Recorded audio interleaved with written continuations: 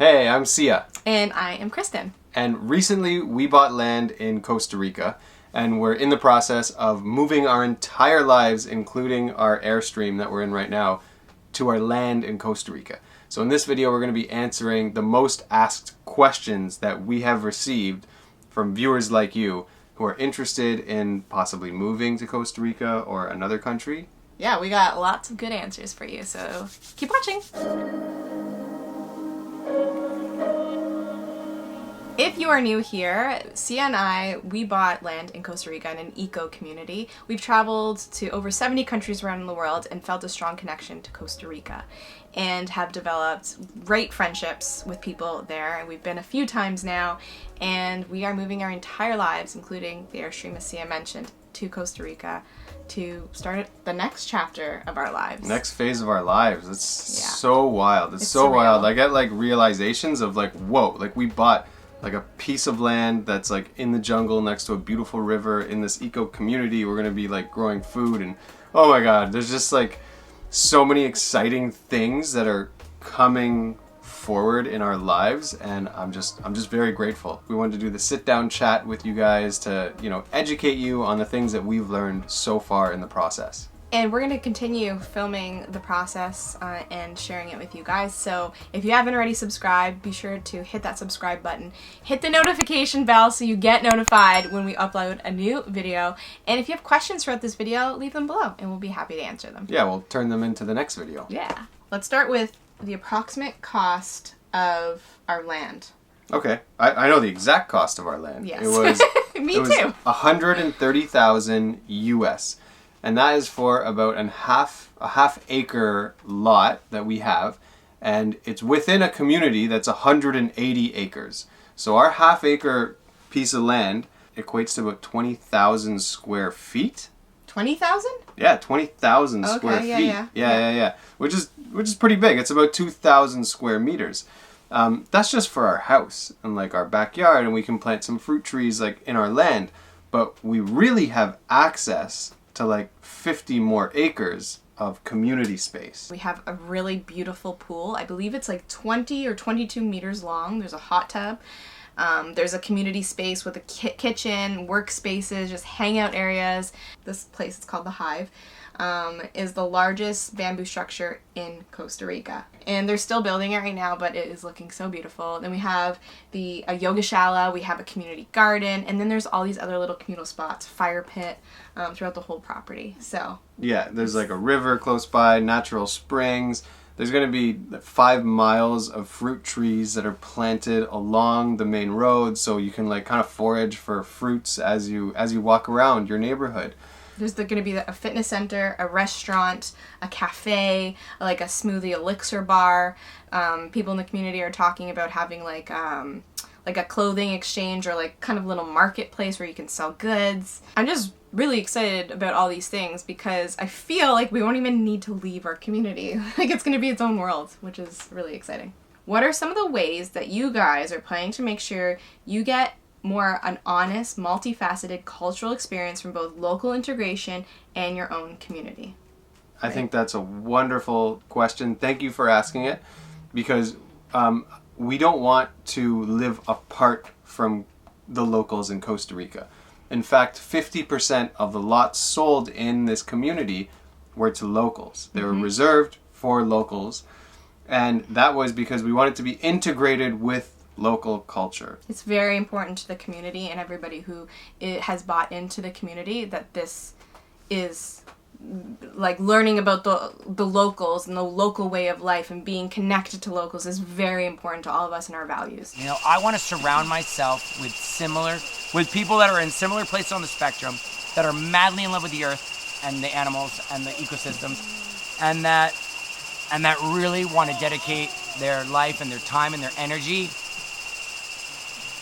where richness is measured by how many people's lives can we make better, how many hectares of ecosystem can we radically improve. That to me is richness, and I want to be surrounded by people that feel that same way. We love to travel because we love cultures. We love learning about different people, places, and languages and traditions. Like, that's what gets us excited, and that's what gets us excited about living in a new country. Also, I think it's important to address that we will be creating jobs and are already creating jobs for locals.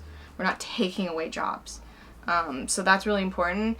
And also, like, giving back to the community. Like, a lot of people in our community have already raised money to help a local school because it was kind of, like, crumbling, to build it up, to make it better so that kids had, like, a safe and proper place to learn. We're not just regenerating the land and bringing the land back up to, like, a jungle state, but we're also helping the surrounding area. Like, that's really important to a lot of people in the community. That's what I'm seeing. We're in a huge, like, group chat on WhatsApp with everyone in the community. And it's amazing to see the love of Costa Rica as a country, as an economy itself. That's also what we're buying into. We're not just buying into a lot and an eco community. It's Costa Rica. And even in our like chats, and we do Zoom calls with all the neighbors, like, everything's in Spanish and English. And there's going to be people from all around the world living here. I think we have families from over 30 countries. So it's kind of going to be a melting pot of cultures. And all of us have an interest to also leave the Tico and Tico way of life. So it's beautiful, really. Our daughter Kai is going to be bilingual. She's going to have friends that speak English and friends that speak Spanish. And I'm sure that she's going to flip-flop. She's going to be equally as good in English and Spanish. Right now, actually, is a big HOA meeting, like a homeowners association meeting, happening in Costa Rica. We unfortunately can't be there right now. They're electing a board of directors, right? A committee that's going to, like, speak on behalf of the community and any issues that get brought up, or any things that we want to do. If we want to build a school or any of that, this committee is going to be in charge of it. And the committee is equally locals and foreigners, and, you know, different ages, men and women. It's a beautiful, eclectic group of people that I think really show off the demographic of what our community is. Yeah, they represent us all very well and equally. Yeah. People want to know, there's quite a few questions around, like, how's planning going? Planning with our house, and what type of materials are we going to be using? We're currently in the process of hiring an architect. We've talked to several architects. We haven't hired any architects yet. There's also the option of not going with an architect and just designing something ourselves, bringing it to someone that can turn it into, like, a 3D model, and then getting an engineer to sign off on that. I am not so keen on that, but that's, like, for our big house. We should probably tell them, because the last video we were talking about building a big house. We've kind of gone back and forth of, like, what do we want to start with? And what we're actually going to do is we're shipping this Airstream. We're in Florida right now. We're going to be shipping it from Florida to Costa Rica, and we're building a platform for the Airstream. Like a big, kind of like, think of like a yogashala. Or a deck. A huge like deck with a bamboo roof, right? Yes, yeah. And a lot of, like, outdoor living space, as well as the Airstream, which will be on the deck. And we're going to be living in that for at least the next couple of years while we plan the bigger house. And then eventually we could rent that out. But we're going to be living in our Airstream in Costa Rica on our land, which is exciting because I love Luna. This Airstream has had quite the adventures, and it's not over yet. We had a question asking if we were going to live off-grid. Definitely not. We're tied into the grid. Our electricity comes from the grid in Costa Rica. You're kind of tapping into an energy source that you know will constantly be there. We'll have fiber optic internet. That is very important for us. Fiber optic internet. We'll have a septic system on our land. Every single property, every lot will have compost toilets or septic, because there's no sewer that goes out into the grid.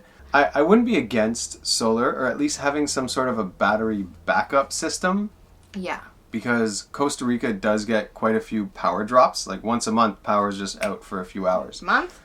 Yeah. It could be daily. It could be daily. You don't know. But having some sort of, like, a backup system so that when, power goes out, we don't even notice. We do have 500 watts of solar already on this Airstream that's going to be brought to Costa Rica.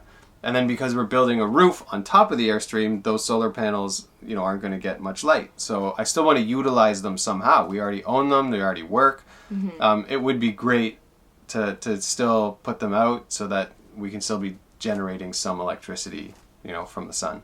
Overall, building a house in Costa Rica is a little bit cheaper than if you were to build it in Canada or the United States.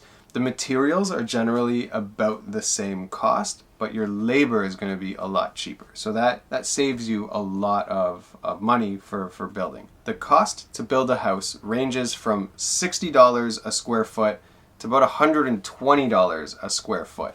And that really depends on how much is going within that square footage. Obviously, kitchens are more expensive than hallways, right? Hallways don't have anything in them. But overall, that's the range. So you can say safely it's about $100 a square foot. So if you have a 1,500 square foot house, it'll cost $150,000 to build that house. And as we go through the building process and hire our architect, get the architect fees, the building costs, and everything, we'll be sharing all this with you guys. So the more we learn, the more we'll share with you. What would you put in your dream house? What's like that one thing you could not go without? I'm asking you guys because I want to know your responses and I want to read them all. What would you give us ideas? Put in your dream house? Leave them in the comment section below. I'm so excited to hear your responses because I'm sure they're going to be pretty epic. Let's talk about visas, how like the process of like staying there, what we need as foreigners, as well as residency, if that's something that we're planning to do. Several people have been asking this. Okay, so you enter the country, 90 days, you have to leave. You can just do a border run to Panama in the south or Nicaragua in the north, and you just, basically stay there overnight and then come back to Costa Rica for another 90 days. A lot of people do that. Even people who've been living in Costa Rica as an expat for 20 plus years, they choose to just do the border runs for many reasons, because there's pros and cons of becoming residents. So that's what we're going to start off doing. And we'll just see if it makes sense for us to become residents. As of right now, just sticking with the border runs will work for us. And then we'll see as time goes on. A lot of people have been asking about where our daughter will be going to school or how she'll be schooled. I think it'll be like a mix of her going to a local school as well as homeschooling and being part of like a homeschooling group with other parents. But it'll be a mixture of unschooling, homeschooling, world schooling, and Montessori type style learning. It's very important for us to ensure that Kai knows math, Kai knows science, Kai knows geography, Kai knows how to read. Kai is athletic in whatever that means to her, martial arts or dance or sports, whatever, a combination. That she understands. She's very conversational. She understands how to interact with people. We don't want her just homeschooled here in our place and not interacting with people. No, obviously, no. I'm somewhat of an intelligent person, but not enough to teach her every single subject. Geez, I failed some subjects. I can't be teaching that subject. We also just want her to kind of guide her own way and what she's most interested in. The thing I absolutely hated about school was having to sit still and learning things that I don't care about, that I'm not passionate about, and that I don't use. I believe in project-based learning. If she wants to know how to build a treehouse, for example, she's going to need to know math. She's going to need to know art. She's going to need to know some science and woodworking and all those things in order to build this treehouse. So yeah. I think that's what's exciting and how she'll end up learning. And also just having a focus on things like movement, food, gardening, planting, learning about different plants, wellness, meditation, just being connected to nature. All of that is definitely going to be part of her schooling, and Spanish, of course.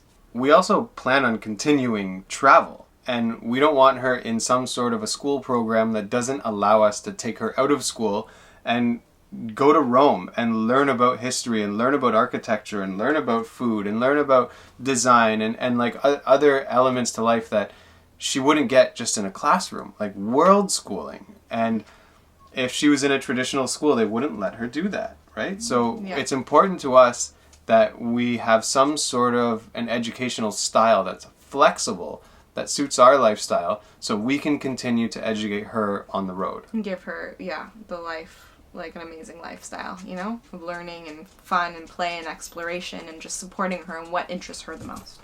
That's what's most important. Supporting her in what interests her the most and letting her thrive in that area. I hope you guys enjoyed this video. It was nice to just sit down and chat about this stage of our life, which is so exciting. And if you're doing something similar or thinking and dreaming about doing something similar, go for it. Just do it, because life's an adventure, you know? You just gotta go for your dreams. And we knew, I knew, and I feel like you knew, like in your heart, that one day we would live somewhere else. So for it to actually be happening now is really exciting. If you like this video, if you want to continue following our journey, be sure to subscribe to our channel, give this video a thumbs up, and hit that notification bell. If you want to see us reacting to the first time we saw our land, go check out this video, because it was a pretty special moment for us. We can just put it like on top of my face here. Check out this video that's on my face. La la la la la. Okay, see you guys in the next video. Bye!